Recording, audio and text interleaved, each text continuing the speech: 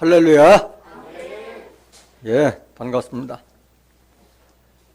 디모데후서 2장 5절에 기록되어 있기를 경계하는 자가 법대로 경계하지 아니하면 면류관을 얻지 못할 것이라 라고 기록되어 있습니다. 경계하는 자를 빙자해서 우리 신앙하는 자들이 하나님의 법, 성경대로 신앙하지 아니하면 천국과 영생과 구원의 축복은 없는 줄로 믿습니다. 오늘도 증거되는 말씀을 잘 듣고 깨달아서 참과 거짓이 무엇인지, 진리와 비진리가 무엇인지, 참단과 이단이 무엇인지 분별하는 지혜자들 되시길 원합니다. 이 시간 허락하신 하나님 말씀은 누가복음 2장 1절부터 7절까지입니다. 봉독해 드리겠습니다. 이때에 가이사 아구스도가 영을 내려 천하로 다 호적하라 하였으니 이 호적은 구레뇨가 수리아 총독되었을 때에 첫 번 한 것이라. 모든 사람이 호적하러 각각 고향으로 돌아가매 요셉도 다윗의 집 족속인 고로 갈릴리 나사렛 동네에서 유대를 향하여 베들레헴이라 하는 다윗의 동네로 그 정혼한 마리아와 함께 호적하러 올라가니 마리아가 이미 잉태되었더라. 거기 있을 그때에 해산할 날이 차서 맏아들을 낳아 강보로 싸서 구유에 뉘었으니 이는 사관에 있을 곳이 없음이로라. 누가복음 2장 1절부터 7절까지 봉독해드렸습니다. 봉독해드린 말씀을 통해서 사도신경의 성경적 오류라는 제목으로 말씀을 증거하도록 하겠습니다. 사도신경의 성경적 오류. 오류라는 말은 그릇되고 잘못되었다는 말을 오류라고 합니다. 그렇다면 사도신경이 성경과 다르고 그릇되고 잘못됐다는 말씀을 제가 증거하고자 하는 말씀이에요. 성경과 사도신경과는 다르다.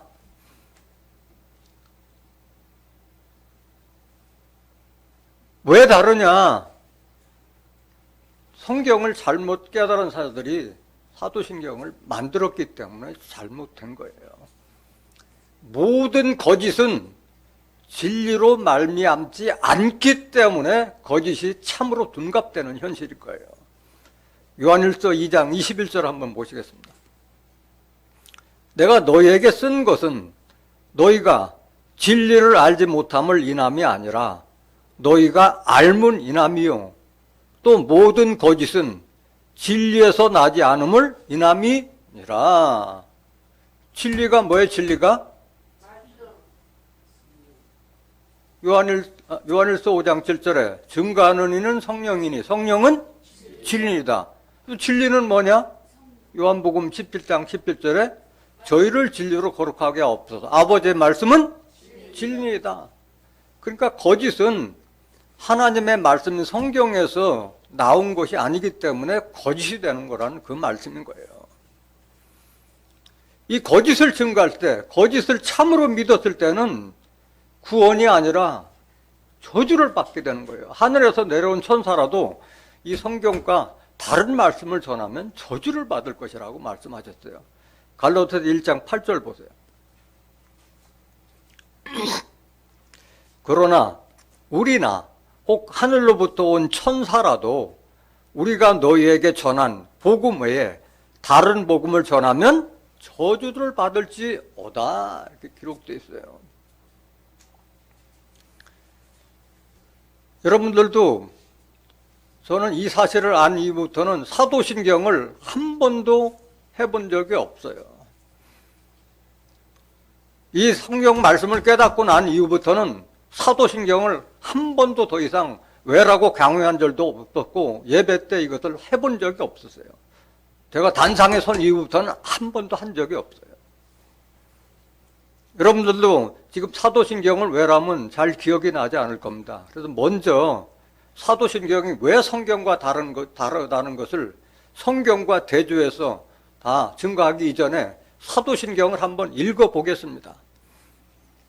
전능하사 천지를 만드신 하나님 아버지를 내가 믿사오며 그 외아들 우리 주 예수 그리스도를 믿사오니 이는 성령으로 잉태하사 동정녀 마리에게 나시고 본디오 빌라도에게 고난을 받으사 십자가에 못 박혀 죽으시고 장사한 지 사흘 만에 죽은 자 가운데서 다시 살아나시며 하늘에 오르사 전능하신 하나님 우편에 앉아 계시다가 저리로서 산자와 죽은 자를 심판하러 오시리라.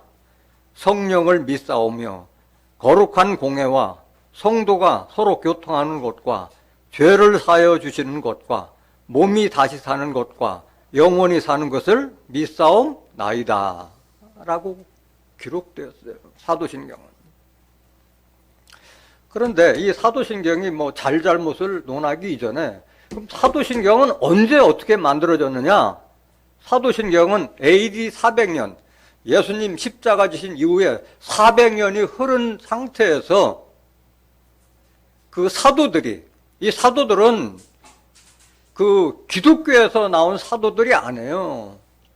그 당시에는 기독교가 탄생도 되지 않았잖아요. 천주교 공의 그 사도들을 말하고 있는 거예요. 그 사도들이 사도들의 상징성을 나타내기 위해서 만든 사도 신조가 세월을 거쳐 바뀌고 해오면서 오늘날의 사도신경으로 자리 잡고 있는 거예요. 그게 정설이에요.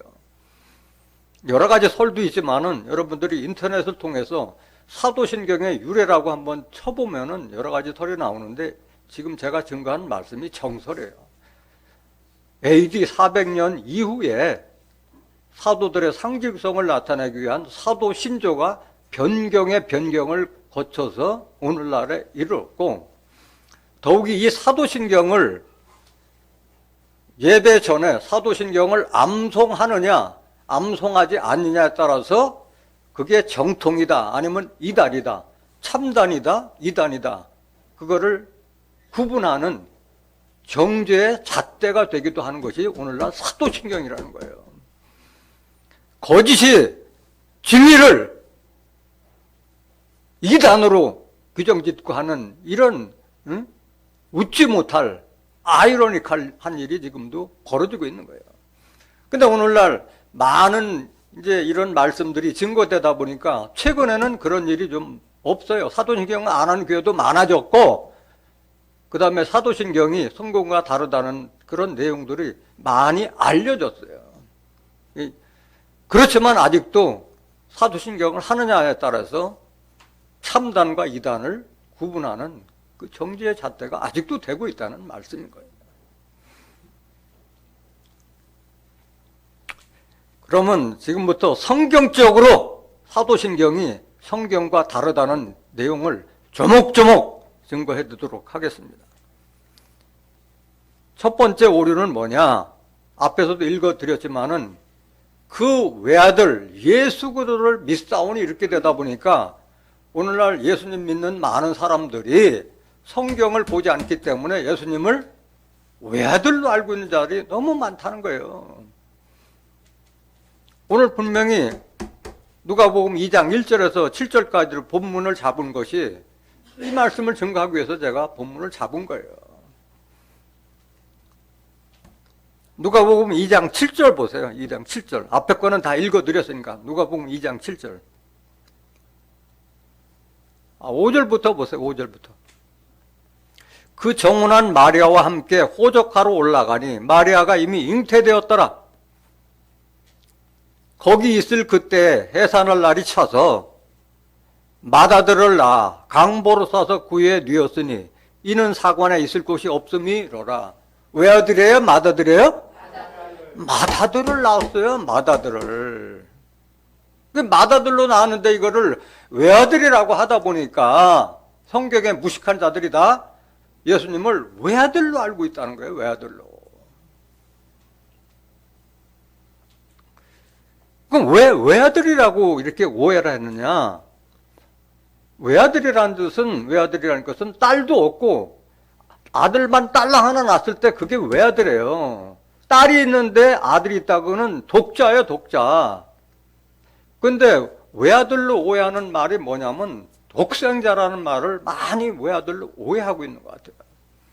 독생자라는 것은 스스로 낳았다는 말이지 외아들이 아닌 거예요. 요한복음 1장 18절 보세요. 본래 하나님을 본 사람이 없으되 아버지 품속에 있는 독생하신 하나님이 나타내셨느니라. 하나님은 독생하신 분이에요. 여기 독생했다는 것은 스스로 나셨다는 거예요. 하나님을 누가 탄생시킨 자가 없잖아요. 스스로 나셨다는 것을 독생하셨다고 말씀하셨고, 그 독생하신 하나님이 품속에 있는 독생하신 하나님을 나타내신 분이 예수 그리스도라는 말씀인 줄 믿습니다. 독생이라는 말을 이해를 돕기 위해서 출애굽기 3장 13절 한번 보세요. 모세가 하나님께 고하되 내가 이스라엘 자손에게 가서 이르기를 너희 조상의 하나님이 나를 너희에게 보내셨다 하면 그들이 내게 묻기를 그의 이름이 무엇이냐 하리니 내가 무엇이라고 그들에게 말하리이까? 하나님이 모세에게 이르되 나는 스스로 있는 자 아니라, 이게 독생자요. 스스로 있는 자 아니라. 또 이르시되 너는 이스라엘 자손에게 같이 이르기를 스스로 있는 자가 나를 너에게 보내셨다 하라. 이게 독생자라는 뜻이에요. 하나님을 누가 탄생시킨 바가 없잖아요. 이 조물, 우리 세상 피조물들을 다 창조하신 분이 조물주잖아. 조물주 하나님이시잖아요. 요한복음 3장 16절 보세요. 하나님이 세상을 이처럼 사랑하사 독생자를 주셨으니 이는 저를 믿는 자마다 멸망치 않고 영생을 얻게 하려 하심이니라. 하나님께서 예수님을 주신 것은 독생자를 주셨다는 거예요. 독생자. 독생하신 하나님, 독생하신 하나님, 스스로 나신 하나님이 자기 자신을 육신의 모습으로 나타낸 분이 바로 예수님이신 줄 믿습니다. 그 말 뜻이에요. 그 말이요. 외아들이 아닌 거예요. 외아들이 아닌 거예요.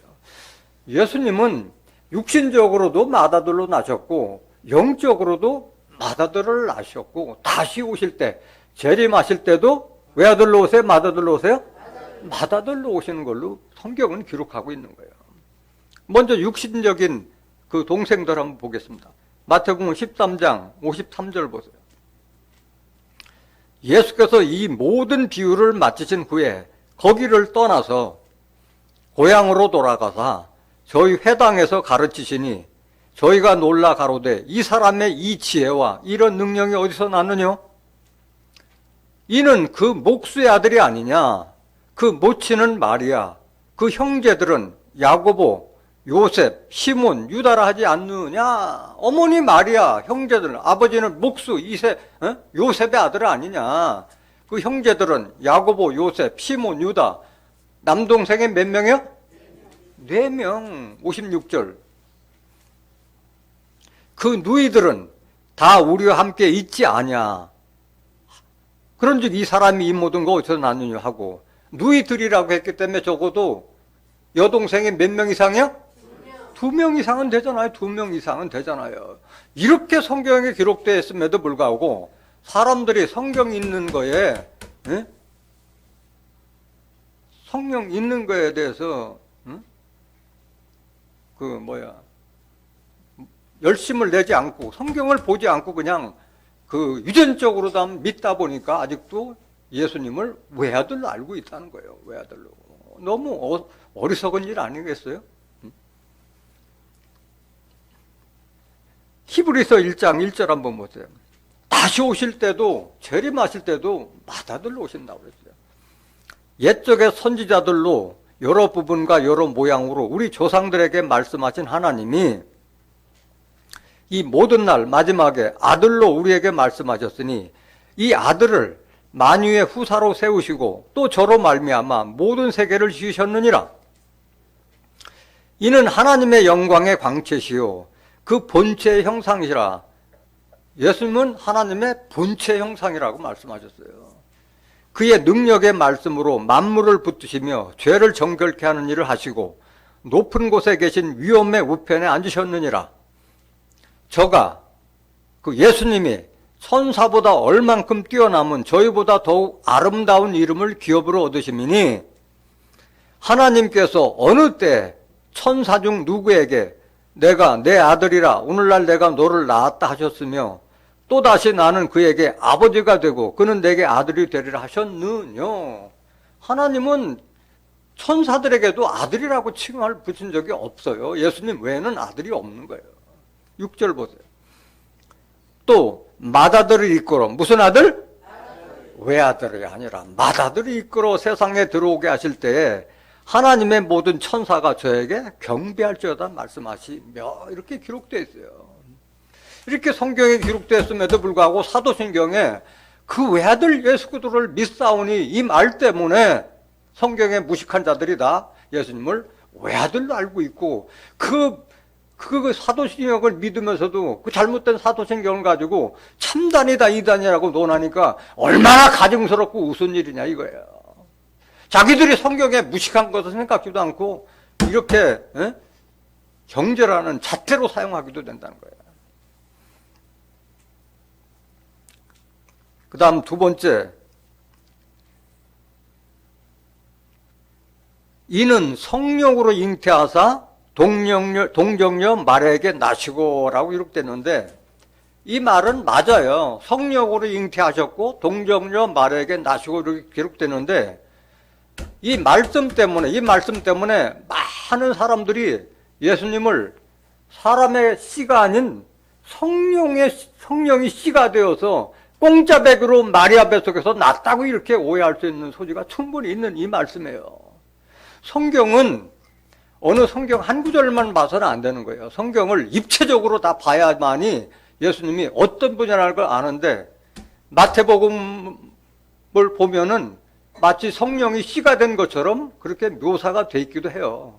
근데 마태복음도 읽어봐야 되고 누가복음도 읽어봐야 되고 사도 바울의 증거도 다 입체적으로 봤을 때 예수가 어떤 상태에서 탄생됐다는 것을 알 수가 있는데 이걸 사도신경에 그대로 성령으로 잉태하사 동정녀 마리아에게 나시고 하다 보니까 다들 성령이 씨가 되어서 마리아 뱃속에서 공짜백으로 탄생됐다 이렇게 믿고 있는 자들이 많다는 사실이에요.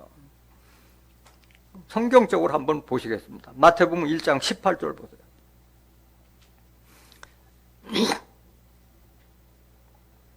예수 그리스도의 나심은 이러하니라. 그 모친 마리아가 요셉과 정혼하고 동거하기 전에 성령으로 잉태된 것이 나타났더니 이렇게 기록되어 있다 보니까 마치 이게 성령으로 잉태된 것이 나타났다니 하니까 성령이 씨가 되어서 잉태된 거다 이렇게 오해할 수 있다는 거예요. 성령으로라는 것은 어떤 행위나 동작을 말하는 것이지 성령이 씨가 됐다는 그 말씀이 아니에요. 계속 보세요. 19절. 그 남편 요셉은 의로운 사람이라 저를 드러내지 아니하고 가만히 끊고자 하여 이 일을 생각할 때에 주의 사자가 현몽하여, 주의 사자가 현몽이라는 것은 꿈에 나타나서 가로되 다윗의 자손 요셉아 네 아내 마리아 데려오기를 무서워 말라.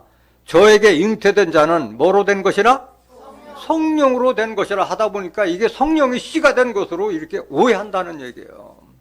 성령으로 했다는 것은 행위나 동작을 말한 거라고 말씀드렸잖아요. 여기에도 보면 주의 사자가 현명에 가로되 다윗의 자손 요셉아 네 아내라고 했잖아요. 아내는 인물 정혼했지만은 부부관계가 성립됐을 때 아내라고 얘기하는 거잖아요. 정혼한 자가 아니잖아요. 네 아내 데려오기를 무서워하지 말라 이렇게 말씀하셨잖아요. 21절. 아들을 낳으니 이름을 예수라 하라. 이는 그가 자기 백성을 저희 죄에서 구원할 자이심이라 하니라. 이 주의 사자로부터 아버지 요셉은 이 말씀을 다 들었잖아요. 그럼 누가복음에는 어떻게 기록됐냐? 같은 말씀이자 조금 다른 뜻으로 기록돼요. 누가복음 한 번 더 보시겠습니다. 누가복음 1장 26절 한번 보세요. 6째 달에 천사 가브리엘이 하나님의 보내심을 받들어 갈릴리 나사렛이란 동네에 가서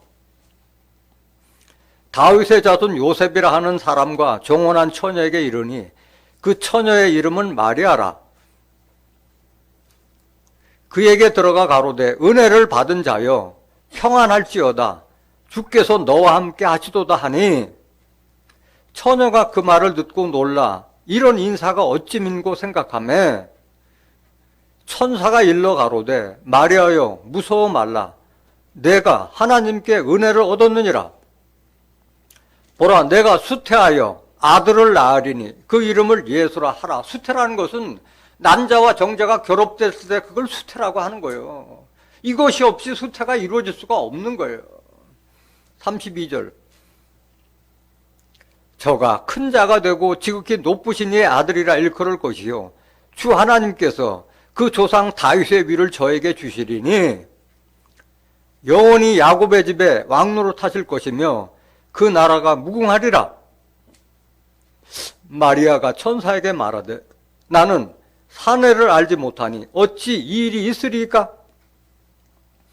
천사가 대답하여 가로되 성령이 내게 임하시고 뭐가 임하시고? 성령이 내게 임하시고 지극히 높으신 이의 능력이 너를 덮으시리니 지극히 높으신 하나님의 능력이 너를 덮는다는 말이야. 네가 알지 못하지만은 하나님의 섭리가 작용됐다는 말씀인 줄 믿습니다. 이름으로 나실 바 거룩한 자는 하나님의 아들이라 일컬으리라. 이렇게 기록되어 있어요. 여기서 생각해 봐야 될 것은 지극히 높으신 하나님의 능력이 너를 덮으셨다는 그 말씀을 우리가 잘 깨달아야 돼요. 이 말은 뭐냐 하면은 이 말은 하나님께서 부부간의 그런 결합을 본인들은 인식을 못했지만은 하나님의 능력이 그걸 덮었기 때문에 본인은 인식 못했지만은 결합이 있어서 수태가 이루어졌다는 그런 뜻이라는 것을 깨달아야 할 줄 믿습니다. 이 말씀을 여러분들이 이해하기 위해서는 아담과 하와가 동침했는데 여호와로 말미암아 등남하였다고 기록되어 있어요. 그 여러분들은 어떻게 그걸 해석할 거예요? 아담과 하와가 동침했는데 여호와로 말미암아 등남하였다. 그리고 동침해서 난 자가 카인인데 카인은 살인자였잖아요. 최초의 살인자였잖아요. 그것이 하나님으로 말미암아 등남하였다고 기록되어 있어요. 하나님의 뜻이 작용이 돼서 살인자를 낳게 된 거예요. 창세기 4장 1절 보세요. 아담이 그 아내 하와와 동침하매 하와가 잉태하여 가인을 낳고 이르되 내가 여호와로 말미암아 등남하였다 하니라. 잠은 하와와 아담이 잠을 잤는데 여호와로 말미암아 등남하였다 기록되어 있어요. 그 하나님으로 말미암아 등남되어 있으면은 어떻게 살인자를 낳느냐고. 하나님의 뜻이 작용이 돼서 살인자를 낳게 됐다는 거예요. 또 다른 말씀을 통해서 지극히 높으신 이의 능력이 덮었다는 말씀을 이해하시길 원합니다. 창세기 19장 30절 보세요. 롯이 소알에 거하기를 두려워하여 두 딸과 함께 소알에서 나와 산에 올라 거하되 그 두 딸과 함께 굴에 거하였더니 큰 딸이 작은 딸에게 이르되 우리 아버지는 늙으셨고 이 땅에는 세상의 도리를 쫓아 우리의 배필될 사람이 없으니 우리가 우리 아버지에게 술을 마시고 동침하여 우리 아버지로 말미암아 인종을 전하자 하고 그 밤에 그들이 아비에게 술을 마시우고 큰 딸이 들어가서 그 아비와 동침하니라. 그러나 그 아비는 그 딸의 눕고 일어난 것을 깨닫지 못하였더라. 이게 있을 수 있는 일이 아니잖아요. 아무리 술이 취했다 하더라도 딸하고 동침을 했는데 깨닫지 못했다고 이렇게 표현할 수는 없잖아요. 계속 보세요. 34절. 이튿날에 큰 딸이 작은 딸에게 이르되 어젯밤에는 내가 우리 아버지와 동침하였으니 오늘 밤에도 우리가 아버지에게 술을 마시우고 네가 들어가 동침하고 우리가 아버지로 말미암아 인종을 전하자 하고 이 밤에도 그들이 아비에게 술을 마시우고 작은 딸이 일어나 아비와 동침하지라. 그러나 아비는 그 딸의 눕고 일어나는 것을 깨닫지 못하였더라. 여기 성경적으로 보면은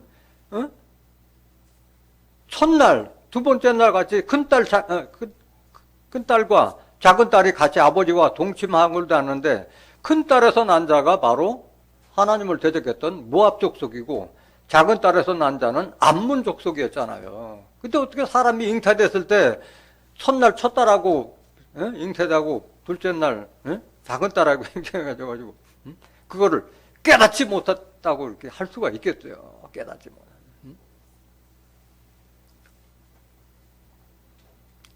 그럼 이게 마태복음과 누가복음에 이렇게 기록되는데 예수님 믿는 자를 잡아 죽이고 예수를 가장 대적했던 사도 바울이 부활 예수를 만나서 이방인의 사도가 된 사도 바울은 어떻게 예수님에 대해서 증거하고 있느냐?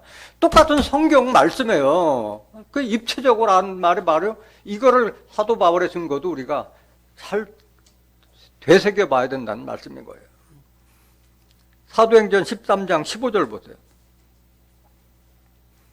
율법과 선지자의 글을 읽은 후에 회당장들이 사람을 보내어 물어 가로되 형제들아 만일 백성을 권할 말이 있거든 말하라 하니 바울이 일어나 손짓하며 말하되 이스라엘 사람들과 및 하나님을 경외하는 사람들아 들으라. 지금부터 증거하는 거는 사도 바울이 증거하는 말이에요. 사도 바울이 뭐라고 증거했느냐? 계속 보세요. 이 이스라엘 백성의 하나님이 우리 조상들을 택하시고 애굽 땅에서 나그네 된 그 백성을 높여 큰 권능으로 인도하여 내사 광야에서 약 40년간 저희 소행을 참으시고 가나안 땅 7족속을 멸하사 그 땅을 기업으로 주시고 그 후에 선지자 사무엘 때까지 사사를 주셨더니 그 후에 저희가 왕을 구하거늘 하나님이 베냐민 집파 사람 기스의 아들 사울을 40년간 주셨다가 패하시고 다윗을 왕으로 세우시고 증거하여 가라사대 내가 이새의 아들 다윗을 만나니 내 마음에 합한 사람이라 내 뜻을 다 이루게 하리라 하시더니 하나님이 약속대로 이 사람의 씨에서 무슨 씨? 사람의 씨에서 이스라엘을 위하여 구주를 세우셨으니 곧 누구라? 예수라. 예수님은 성령의 씨예요? 사람의 씨예요? 사람의 씨로 나오셨어요. 사람의 씨로. 이것을 마태복음과 누가복음만 보고 나서 이거를 그냥 성령의 씨로 오해하면 안 되잖아요. 로마서 1장 3절 보세요. 로마서에도 똑같이 기록되어 있어요. 사도 바울이 증거하기를. 이 아들로 말하면 육신으로는 다윗의 혈통에서 나셨고 육신적으로 따지면 영적인 것이 아니라 육신으로 따지면 누구의 혈통? 다윗의 피를 이어받아 받아야 돼. 다윗의 혈통에서 나셨고 4절 성결의 영으로는 죽은 가운데서 부활하여 능력으로 하나님의 아들로 인정되셨으니 곧 우리 주 예수 그리스도 시인이라. 예수님을 그 당시에는 인정 안 했잖아요. 하나님 아들로. 유대인들은 안 믿었잖아요. 뒤늦게 몇 년이 흐른 다음에 인정한 거 아니에요. 부활하심으로 만나서 하나님의 아들로 인정됐다고 기록되어 있잖아요. 혈통에서 나셨다는 것은 바로 피를 이어받았다는 것이고 피를 이어받았다는 것은 족보가 있다는 거예요. 족보가 있다는 것은 그 육신적으로 피를 이어받았기 때문에 족보가 있는 거예요. 마태복음 1장 1절 보세요.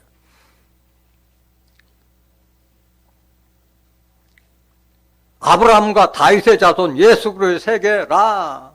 육신적으로도 아브라함과 다윗의 자손이고 영적으로도 아브라함은 하나님을 상징하고 있잖아요. 영적으로나 육신적으로 예수님은 아브라함과 다윗의 자손이요. 16절 마태복음 1장 16절 야곱은 마리아의 남편 요셉을 낳았으니 마리아에게서 그두라 칭하는 예수가 나시니라. 아브라함과 다윗의 혈통에서 나신 분이 예수님이에요. 피를 이어받았다는 말씀이에요. 디모데후서 2장 8절 한번 보실까요? 나의 복음과 같이 다윗의 씨로 죽은 자 가운데서 다시 살으신 예수 그리스도를 기억하라. 예수는 누구의 씨요? 다윗의 씨를 이어받았다는 거예요. 육신적인 혈통을 이어받았다는 말씀인 거예요.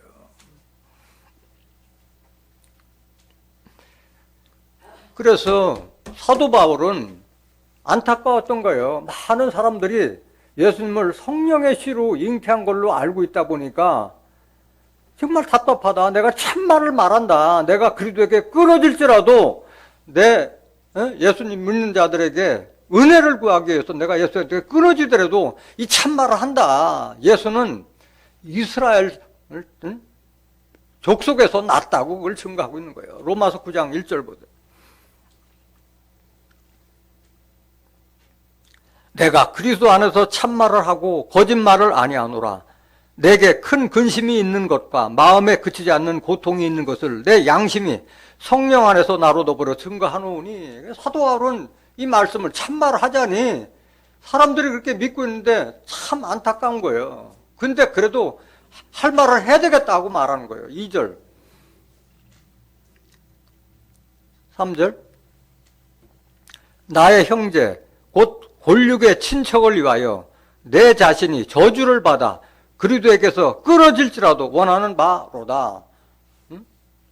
예수 믿는 자들에게 도움이 되기 위해서 나는 예수님한테 끊어진다 하더라도 이거는 밝혀야 되겠다고 지금 각오하고 한 말이에요. 이 말이. 4절 보세요. 저희는 이스라엘 사람이라 저희에게는 양자됨과 영광과 언약들과 율법을 세우신 것과 예배와 약속들이 있고 조상들도 저희 것이요 육신으로 하면 뭘로 하면? 육신으로 하면 그리스도가 저희에게서 나셨으니 육신적으로는 이스라엘 혈통을 이어받아서 난 분이 예수다 이 말씀이에요. 저는 만물 위에 계셔 세세의 찬양을 받으실 하나님이시라. 하나님이 나타내신 분이 예수님이라 했기 때문에 이 하나님이라고 말씀하신 거예요. 육신을 가졌지만은 영은 하나님 영을 받은 분이 예수라고 말씀하신 거예요. 예수님은 무슨 씨? 사람의 씨로 나신 거예요. 사람의 씨로. 그러면 이 성경 나머지 다 지워야 될 거 아니에요. 이거 안 믿을 거라면. 성경은 입체적으로 깨달아야 되는 거예요. 입체적으로.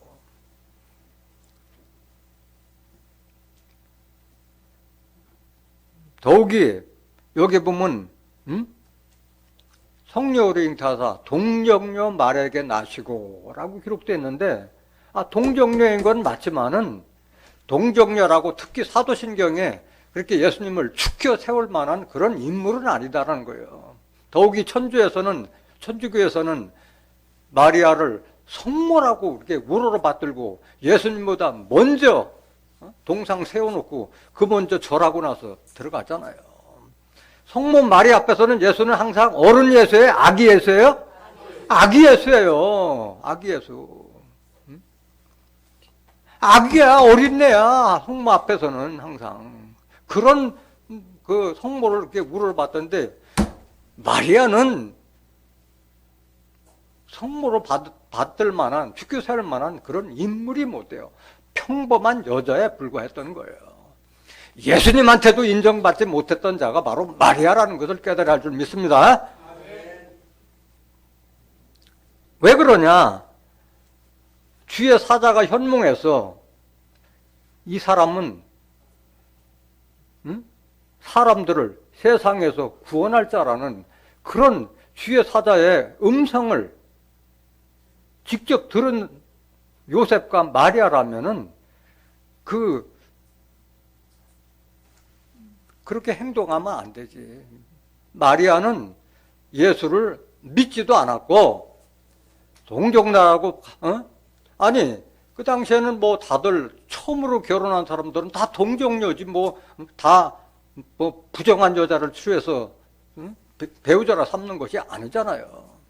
정말 동정녀라였다면은 또 주의 사자의 음성을 새겨 들었다면 예수를 귀히 여기고 다른 동생들은 낳지 말고 예수에 대해서 정말 귀하게 생각하고 키웠어야 되는데 다른 사람 똑같이 남동생 4명, 여동생을 2명 이상 낳다 보니까 예수에 대해서 귀를 기울이지 않았어요. 그 사실을 한번 성경적으로 보겠습니다. 얼마만큼 아버지, 어머니가 예수에 대해서 소홀했다는 것을 알 수가 있는 대목이 잘 나와 있어요, 성경에. 누가복음 2장 41절 보세요.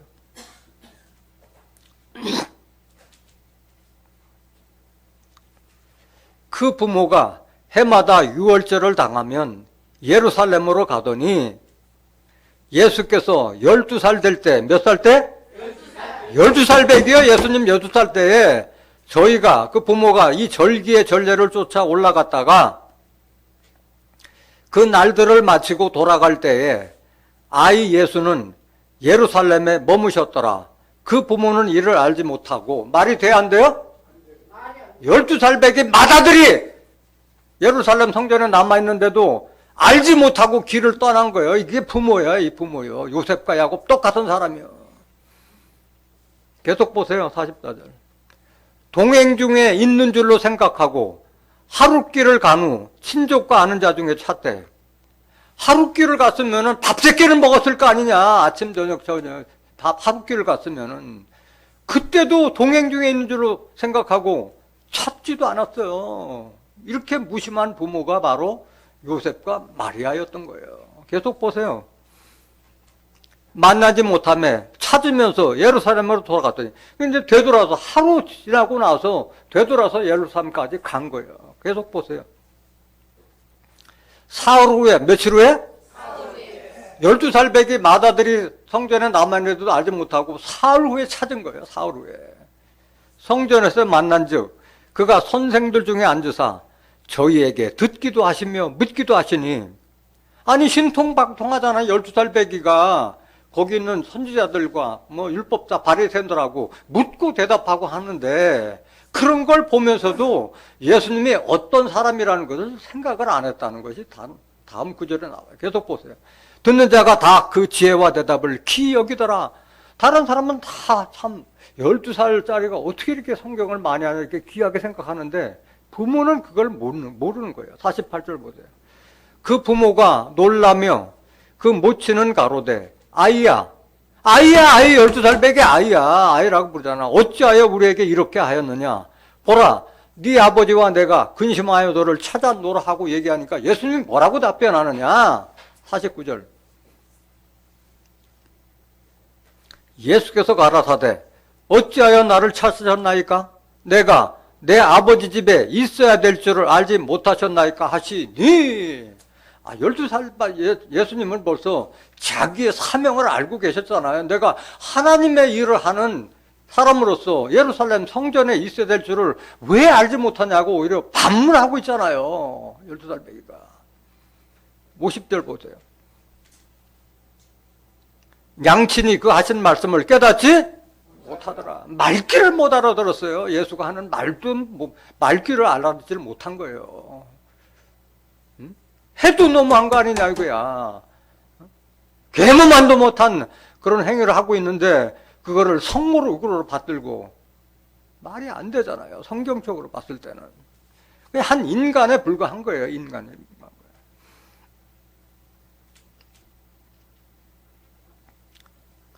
더한 것은 그 마리아와 동생들이 예수를 만나려고 왔을 때 예수님은 모친임을 부인해요. 모친임을. 그 말씀 한번 보시겠습니다. 마태복음 12장 46절 보세요. 예수께서 무리에게 말씀하실 때에 그 모친과 동생들이 예수께 말하려고 밖에 섰더니 한 사람이 예수께 여짜오되, 보소서 당신의 모친과 동생들이 당신께 말하려고 밖에 섰나이다 하니, 말하던 사람에게 대답하여 가라사대, 누가 내 모친이며 내 동생들이냐 하시고, 누가 내 모친이고 내 동생이냐? 아니다 이거야. 아니다 이거야. 영적으로 아니다 이거야. 49절. 손을 내밀어 제자들을 가리켜 가라사대, 나의 모친과 나의 동생들을 보라. 면전에서 부인한 거예요. 면전에서.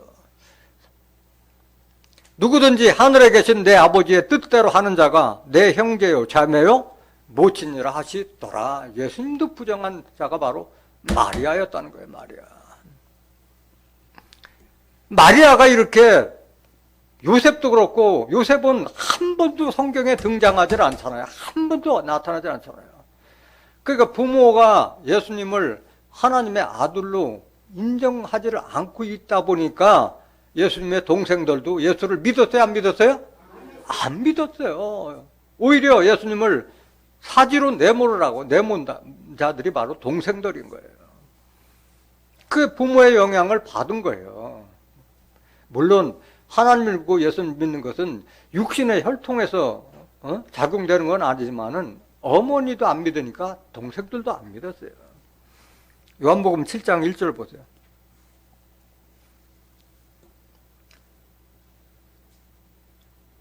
이후에 예수께서 갈릴리에서 다니시고, 그러니까 예수를 자꾸 잡아주기를 하다 보니까 그 동네 갈릴리에서 다니시고 유대에서 다니려 아니하심은 유대인들이 죽이려 함이로라. 그래서 유대인들을 피해서 갈릴리 자기 동네로 와서 동생들이 있는 데서 왔는데 동생들이 밀어내는 거예요. 2절 보세요. 유대인의 명절인 초막절이 가까운지라 그 형제들이 예수께 이르되 당신의 행하는 일을 제자들도 보게 여기를 떠나 유대로 가소서. 다른 사람들에게 당신은 하나님을 증거하려고 왔는데 여길 떠나서 유대로 가라. 유대 가면 지금 그들이 잡아주려고 하는데 가라 얘기하잖아. 4절. 스스로 나타나기를 구하면서 묻혀서 일하는 사람이 없나니 이 일을 행하려 하거든 자신을 세상에 나타내소서 하니. 이게 뭐야? 하나님이 나타내려면 뭘 숨어 다니고 그렇게 하느냐. 나가서 떳떳하게 하라 얘기한 거예요. 5절. 이는 그 형제들이라도 예수를 믿지 아니함이로라. 이런 집안에서 태어난 거예요. 예수님께서 이런 집안에 태어난 거예요. 누가복음 11장 27절 보세요. 이 말씀하실 때 무리 중에서 한 여자가 음성을 높여 가로되 당신을 뵌 태와 당신을 먹인 저지 복이 있도소이다 하니 누구를 지금 칭송하고 있는 거야? 마리아를 칭송하잖아. 당신을 뵌 태와 당신을 먹인 저지 복이 있도다 하니까 예수님이 부인해요. 뭐라고 부인하시냐? 28절. 예수께서 가라사대 오히려 하나님의 말씀을 듣고 지키는 자가 복이 있느니라 하시니라 말씀하신 거예요. 모친과 동생들 찾아왔을 때 한 말씀에 같은 말이잖아요. 하나님의 말씀을 지키는 자가 내 형제고 모친이고 그 자들이 복이 있는 것이지 나를 낳아준 마리아가 복이 있는 자가 아니란 말이잖아요. 이 말은. 그럼 마리아는 언제부터 믿기 시작했냐? 예수님 십자가 지실 때부터 예수님이 자기 사랑하는 제자와 모자 관계를 형성해 준 이후부터 남동생이 4명 있음에도 불구하고 사랑하는 자가 자기 집에서 마리아를 모시고 그때부터 예수님 마리아는 믿기 시작한 거예요. 요한복음 19장 25절 보세요. 예수의 십자가 곁에는 그 모친과 이모와 글로바의 아내 마리아와 막달라 마리아가 섰는지라. 예수께서 그 모친과 사랑하시는 제자가 곁에 서는 것을 보시고 그 모친께 말씀하시되 여자여 보소서. 뭐라 그래요? 어머니를? 어머니라고 부르지 않았어요. 일개 여자여 보소서. 뭐라? 아들이니다. 사랑하는 제자를 모자관계로 만들어줬어요. 예수님은 육신적으로 부모님한테 잘하진 못했지만은 불효자가 아닌 거예요. 떠나면서도 부모를 걱정해서 자기 제자들과 모자관계를 맺어주잖아요. 27절. 또 그 제자에게 이르실 때 보라 네 어머니라 하시는데 그때부터 그 제자가 자기 집에 모시니라. 남동생이 4명, 여동생이 2명 있어도 마리아를 그때부터 사랑하는 제자가 모셔서 그때부터 믿기 시작한 거예요. 제가 말씀드린 것은 성령으로 잉태하사 동령대에 말이시고 맞는 말이지만은 이 말씀이 마리아를 상당히 오해할 수 있는 이런 부분이 충분히 있다는 것을 성경적으로 증거해 드린 말씀인 거예요. 그 다음에 또 뭐가 오류가 있느냐? 본디오 빌라도에게 고난을 받으다 십자가에 못 박혀 죽으시고, 그러니까 또 맞는 말이에요. 본디오 빌라도 총독한테 고난을 받은 건 사실이지만은 예수님을 십자가를 지게 한 것은 빌라도 총독이 아니라 누구였어요? 그 당시에 예수를 믿지 않고 율법을 믿었던 대제사장들과 장로들이었지. 빌라도는 3번씩이나 나는 예수에게서 죄를 찾지 못한다 말씀하셨고, 빌라도 총독의 아내마저도 꿈에 나타나서 그 그 옳은 일을 한 사람을 청지하지 말라고까지 당부했던 거예요. 바로 빌라도 총독의 아내였던 거예요. 한번 보시겠습니다. 누가 과연 저기 예수님을 십자가에 못 박게 했느냐? 마태복음 26장 1절부터 보세요.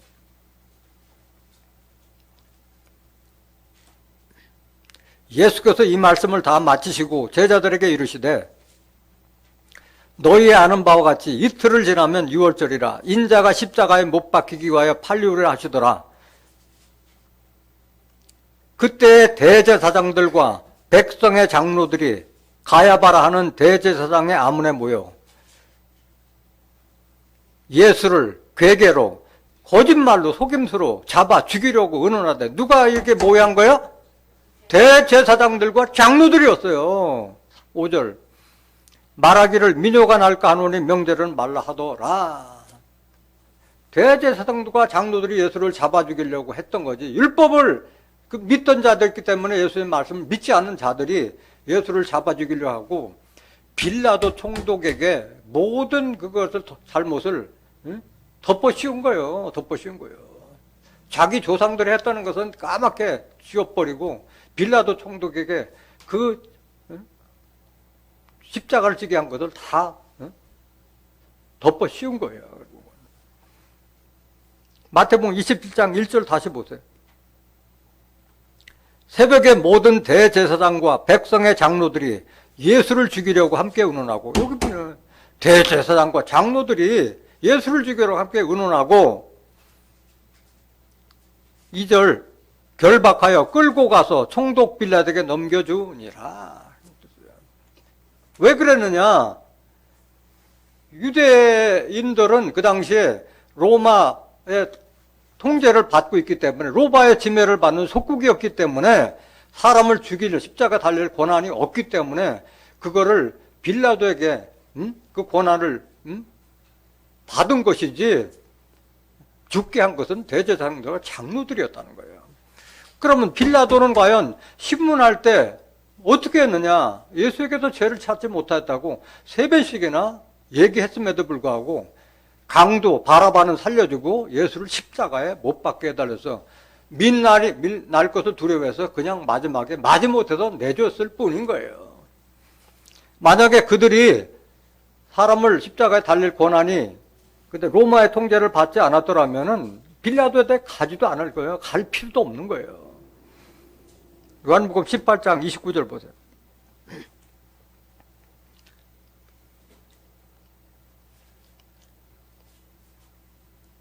그러므로 빌라도가 밖으로 저에게 나가서 말하되 너희가 무슨 일로 이 사람을 고소하느냐? 대답하여 가로되 이 사람이 행악자가 아니었다면 우리가 당신에게 넘기지 아니하였겠나이다. 예수님을 행악자로, 악을 행한 자라고 지금 고소하고 있는 거예요. 그러면 그 행악이 뭐냐? 31절. 빌라도가 가로되 너희가 저를 데려다가 너희 법대로 재판하라. 유대인들이 가로되 우리에게는 사람을 죽이는 권이 없나이다 하니, 네 법대로, 니들 법이 그렇다면 니들 마음대로 재판하라. 응? 그러니까 우리는 사람을 죽이는 권이 없기 때문에 빌라도 총독을 빙자해서 그 권한을 받은 거예요. 32절 보세요. 이는 예수께서 자기가 어떠한 죽음으로 죽을 것을 가르쳐 하신 말씀을 응하게 하려 함이로라. 37절, 요한복음 18장 37절. 빌라도가 가로되 그러면 네가 왕이 아니냐? 빌라도가 예수님하고 신문하고 있는 거예요. 예수께서 대답하시되 네 말과 같이 내가 왕이니라. 내가 이를 위하여 났으며 이를 위하여 세상에 왔나니 곧 진리에 대하여 증거하려 함이로라. 무릇 진리에 속한 자는 내 소리를 듣느니라 하신대. 빌라도가 가로되 진리가 무엇이냐 하더라. 이 말을 하고 다시 유대인들에게 나가서 이르되 나는 그에게서 아무 죄도 찾지 못하노라. 아무 죄도 찾지 못하노라고 말한 거예요. 계속 보세요. 6월절이면 내가 너에게 한 사람을 놓아주는 전례가 있으니 그러면 너희는 내가 유대인의 왕을 너희에게 놓아주기를 원하느냐 하니 저희가 또 소리질러 가로되 이 사람이 아니라 바라바라 하니, 바라바는 뭐요? 강도는 놓아주고 예수는 십자가에 못 박게 하라는 거예요. 41절. 됐어요. 요한복음 19장 1절. 이에 빌라도가 예수를 데려다가 채찍질하더라. 군병들이 가시로 면류관을 엮고 그의 머리에 씌우고 자색 옷을 입히고 앞에 와서 가로되 유대인의 왕이여 평안할지어다 하며 손바닥으로 때리더라. 빌라도가 다시 밖에 나가 말하되 보라 이 사람을 데리고 너에게 나오나니 이는 내가 그에게서 아무 죄도 찾지 못한 것을 너희로 알게 하려 함이로라 하더라. 두 번째도 나는 예수에게서 죄를 찾지 못한다. 지금 말하고 있잖아요. 빌라도는. 계속 보세요. 이에 예수께서 가시면류관을 쓰고 자색 옷을 입고 나오시니 빌라도에게 저희에게 말하되 보라 이 사람이로다 하매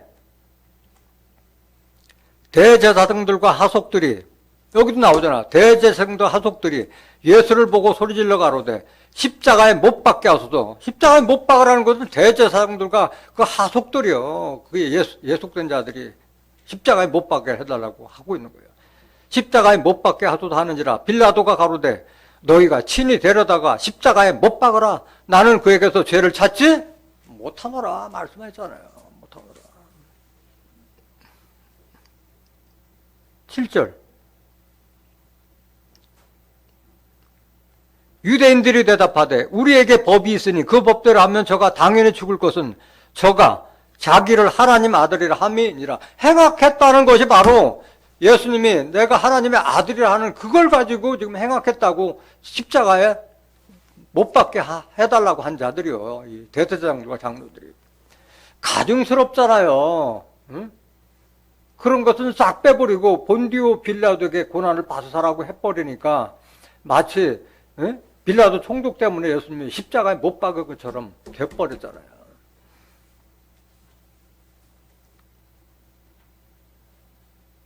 10절 보세요. 요한복음 19장 10절.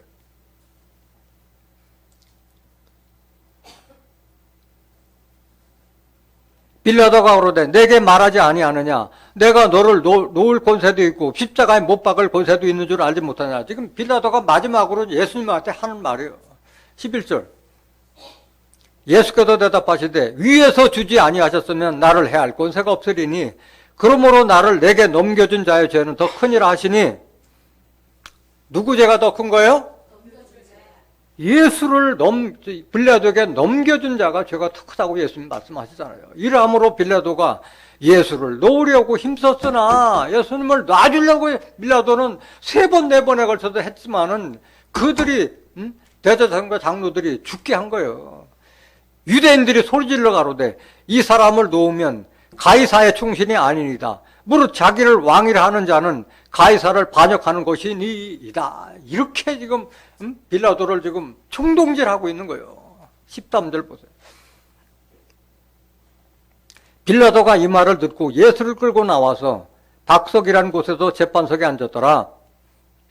이날은 유월절의 예비일이요 때는 제6시라. 빌라도가 유대인들에게 이르되 보라 너희 왕이로다. 저희가 소리 지르되 없이 하소서 없이 하소서 저를 십자가에 못 박게 하소서. 누가 이렇게 하고 있는 거예요? 유대인들이 한 거예요. 유대인들이. 율법은 유대인들이 한 거잖아요. 빌라도가 그러되 내가 너희 왕을 십자가에 못 박으랴? 대제사장들이 대답하되 가이사 외에는 우리에게 왕이 없나이다 하니 완전히 속국이 돼가지고 거지건성이 돼가지고 가이사 외에는 우리에게 왕이 없다고 그러고 있잖아요. 16절. 자존심도 없는 거예요. 이들은. 이에 예수를 십자가에 못 박이게 저에게 넘겨주니라. 그러니까 십자가에 넣은 죄를 다 빌라도 총독에게 다 전담시킨 거예요. 자기 대제사장들과 장로의 잘못을 딱 은폐버리고 빌라도 총독에게 한 걸로. 사도신경을 보다 보면 그렇게 오해하잖아요. 성경을 자세히 보지 않은 자들은. 마태복음 27장 19절에도 빌라도의 아내가 고백한 게 있고 누가복음 23장 1절부터 25절을 읽어보면은 자세히 여러분들이 누가 예수를 십자가에 못 박게 했는가를 알 수 있는 줄 믿습니다. 또 오류가 또 뭐가 있느냐. 산자와 죽은 자를 심판하러 오시리라 그렇게 되는데, 예수님은 우리를 구원하러 오셨지 심판하러 오신 분이 아니라고 예수님 입으로 말씀하셨는데, 예수를 산자와 죽은 자를 심판하러 오시를 심판자로 지금 이제 내세우고 있다는 거예요. 성경과 다르다는 말씀이에요. 요한복음 12장 47절.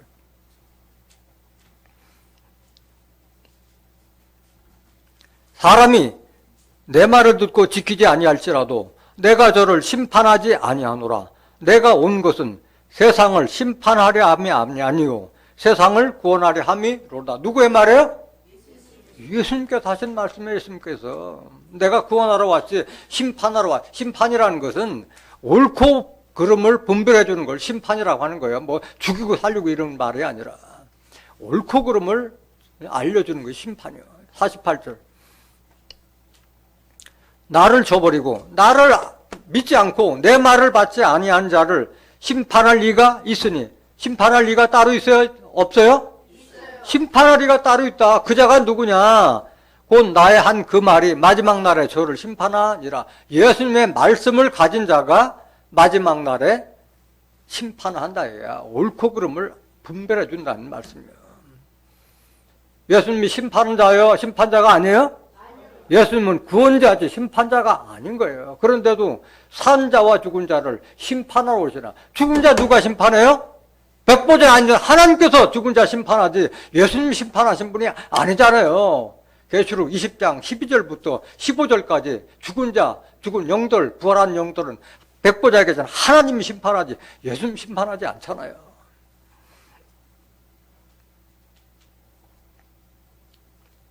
사도행전 17장 31절 보세요. 이는 정하신 사람으로 하여금 천하를 공의로 심판하라를 작정하시고, 여기 나와 있잖아요. 천하를 공의로 심판하는 날을 정하신 사람이 있다는 거예요. 예수님이요? 예수님이 아니에요?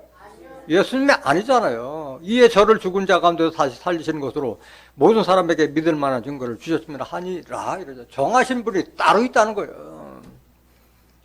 이걸 히브리 기자도 말씀하고 있잖아요. 히브리서 10장 12절 보세요. 예수님은 십자가 지시고 지금 원수막이 발등상 되실 때까지 보좌 우편에서 기다리고 계시는 분인데 심판자로 등갑시키면 안 되잖아요. 히브리서 10장 12절. 오직 그리스도는 죄를 위하여 한 영원한 제사를 드리시고 하나님 우편에 앉으사 그 후에 자기 원수들로 자기 발등상이 되게 하실 때까지 기다리시나니. 그러니까 하나님과 예수님을 대적하는 그 원수들을 발등상이 되게 하실 때까지 기다린다고 돼 있기 때문에 발등상 시키는 자는 예수님이에요? 예수님이 아니에요? 예수님이 아니고 발등상 시킬 자가 따로 있는 거예요. 따로 있는 거예요. 계시록 2장 26절 보세요. 이기는 자와 끝까지 내 일을 지키는 그에게 만국을 다스리는 권세를 주리니. 27절. 그가 철장을 가지고 저희를 다스려 질그릇 깨뜨리는 것 같이 하리라. 나도 내 아버지께 받은 것이 그러하니라. 이기는 자에게 만국을 다스릴 철장 권세를 준다고 말씀하셨는데, 나도 내 아버지께 받은 것이 그러하니라. 예수님께서 하나님께 받은 그 철장 권세의 그 말씀을 이기는 자에게 주신다고 그랬어요. 그 이기는 자가 그 철장을 가지고 저희를 다스리는 거, 질그릇 깨뜨리는 것 같이 하늘이라고 돼 있지 예수님이 하시는 것이 아니잖아요. 나도 내 아버지께 받은 것이 그러하니라고. 여기 보면 이기는 자는 예수예요? 예수가 아니에요? 아니잖아요. 나도 내 아버지께 받은 것을 이기는 자에게 준다고 말씀하신 거잖아요. 이기는 자와 끝까지 내일 예수의 일을 지키는 자에게 철장 권세를 준다고 말씀하셨기 때문에 이기는 자는 예수가 아니라 예수 믿는 자를 말하고 있는 거예요. 그러니까 이기는 자가 누구냐? 요한일서 5장 4절 보세요. 대저 하나님께로서 난 자마다 세상을 이기느니라. 세상을 이긴 이김은 이것이니 우리의 믿음이니라. 하나님께로 난 자가 세상을 이긴다고 말씀하세요. 하나님께로 난다고 하는 것은 야고보서 1장 18절에 그가 그 조물 중에 우리로 첫 열매가 되게 하여 진리의 말씀으로 우리를 낳으신, 하나님이 진리의 말씀으로 낳은 자들이 바로 심판자가 되는 거예요. 하나님께로 난 자마다 세상을 이긴다고 말씀하셨어요. 5절 보세요. 요한일서 5장 5절. 예수께서 하나님의 아들이심을 믿는 자가 아니면 세상을 이기는 자가 누구뇨? 이기는 자는 예수님이 아니라 예수 믿는 자라는 것을 깨닫길 원합니다. 그에게 철장 권세를 주신다고 말씀하신 거예요. 또 마지막에 오류는 뭐냐? 거룩한 공회와 성도가 서로 교통하는 곳과라고 사도신경에 되어 있는데, 공회라고 하는 것은 천주교에서 하는 공회당을 말하고 있는 거예요. 이 사도신경이 제정된 것이 AD 400년경이었기 때문에 그때는 개신교가 탄생도 되기도 전이었던 거예요. 그거를 천주교에서 쓰던 그 사도신경을 그대로 답습해서 하다 보니까 거룩한 공회와 서로 교통하는데, 우리 기독교 신자들이 천주교하고 교통하는 바가 뭐가 있어요? 천주교에서는 지금 현재 마리아를 성모로 우상 숭배하듯이 성당 앞에다 해놓고라도 먼저 가서 기도하고 나서 성당 들어가고 하는데 뭐가 소통되는 게 뭐가 있느냐고. 더욱이 그것 때문에 10계명에는 나 외에 다른 신을 섬기지 말고 우상을 만들지 말고 그들을 섬기지 말라고 했는데, 이게 우상이 되다 보니까 그 10계명을 패버렸잖아요. 10계명을 변조시켰잖아요. 여러 가지로. 천주교 10계명과 개신교 10계명을 여러분들 인터넷 가서 비교해 보세요. 그거 딱 빼버려. 10계명 빼버리고. 또 앞에서도 말씀드렸지만 성모 앞에서는 예수는 항상 아기 예수야. 그 다음에 그들의 천주교에서 말하는 십자가에는 뭐가 달려있어요? 목매달은 예수님이 항상 달려있어요. 우리는 그 목매달은 그 십자가를 믿지 않고 부활하시고 다시 맏아들로 오시는 예수를 믿고 있는 줄 믿습니다. 그래서 오늘 증거된 말씀과 같이 사도신경은 성경과는 다르게 기록되어 있다. 다른 말이다. 그걸 가지고 그걸 암송한다. 다르게 된 그 사도신경을 암송한다 해서 우리의 신앙이 성장하는 것도 아니고, 더욱이 그 암송하고 안 하고에 따라서 이단이다 참단이다 하고 정죄한다는 잣대가 될 수 없는 줄 믿습니다. 이 성경과 다른 사도신경은 패버리고 예수님께서 우리에게 알려주신 주기도문의 성취를 위해서 전력하는 자가 되길 원합니다. 오늘 증거되는 말씀을 통해서 사도신경의 성경적 오류를 깨달은 여러분들은 더 이상 사도신경에 얽매여서 그 어리석고 무식한 변론에 휘말리는 자가 아니라 주기도문 성취를 위해서 전력을 다함으로써 하나님께서 약속하신 천국과 영생을 축복으로 받는 존귀한 하나님의 자녀들이 되시기를 예수님의 이름으로 간절히 축원합니다. 말씀 마치겠습니다.